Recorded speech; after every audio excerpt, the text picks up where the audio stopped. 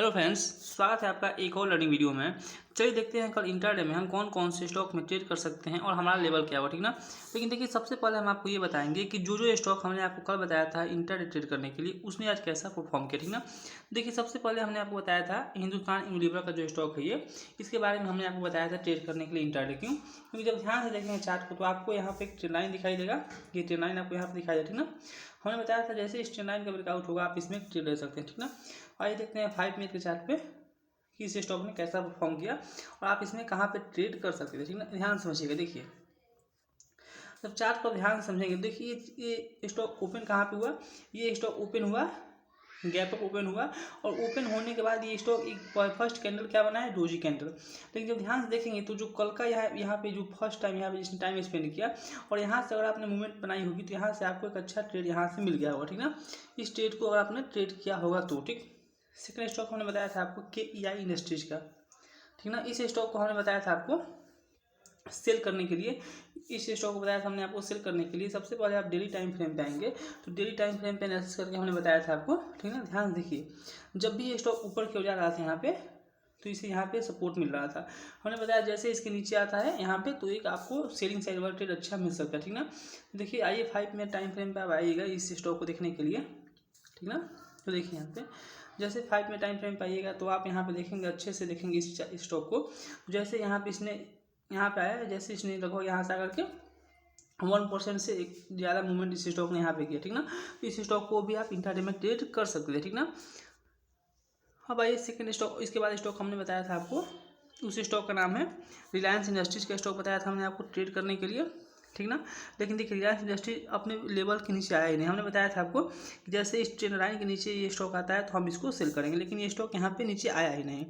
इसके बाद बताया था हमने आपको बाटा इंडिया का स्टॉक बताया था, क्योंकि देखिए बाटा इंडिया स्टॉक भी लगातार ये इसी जगह पे ओपन हो रहा था, मतलब यहाँ पे साइडवेज हो रहा था।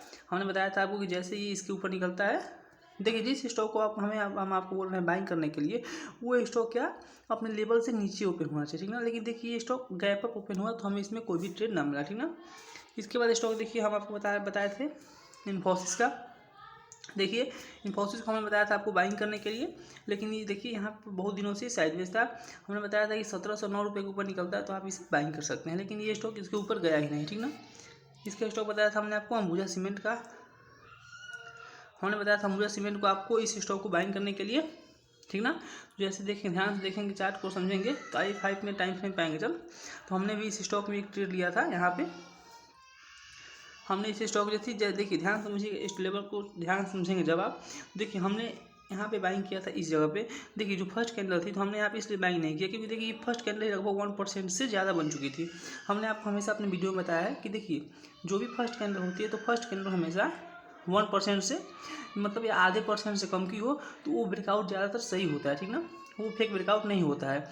देखिए जैसे इस स्टॉक ने इसके ऊपर गया, हमने यहाँ पे ट्रेड नहीं किया, लेकिन फिर जैसे ही डे लो के पास आया और यहाँ पे एक बुलिश इंगल्फिंग कैंडल बनाया तो हमने यहाँ बाइंग किया और टारगेट अपना 1:2 रखे थे, सेम स्टॉप लॉस रखा था यहाँ का स्टॉप लॉस और टारगेट यहाँ का, तो जो हमें अचीव यहाँ से आसानी से स्टॉक में मिल गया, ठीक ना। इसके बाद स्टॉक बताया था हमने आपको और 2-3 स्टॉक हमने बताया था आपको ट्रेड करने के लिए, लेकिन यही सबसे पहले देख लेते हैं आपको हम कि कल आपको कौन कौन से स्टॉक में ट्रेड करना है, ठीक ना। सबसे पहला स्टॉक हमारे पास है फिनोलेक्स केबल का बताया था, मतलब इस स्टॉक में कल आपको ट्रेड करना है इंट्राडे।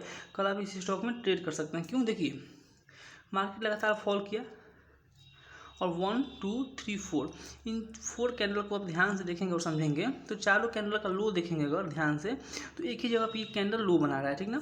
जो आज की क्लोजिंग हुई है वो 997 की क्लोजिंग है, ठीक ना। तो कल इन सभी कैंडल का लो का जो लेवल है वो क्या है, 991.75, ठीक है। देखिए कल अगर ये स्टॉक इसके नीचे आता है, इस लेवल के नीचे आता है, एक 5 मिनट की कैंडल क्या करता है, क्लोज करता है, ठीक ना। कैंडल क्लोज करता है, कैंडल जो क्लोज करे वो कैंडल 1% से कम की हो और मतलब ज़्यादातर, और आधे % की वो कैंडल है तो उसमें ज़्यादातर ब्रेकआउट सही होगा, ठीक ना।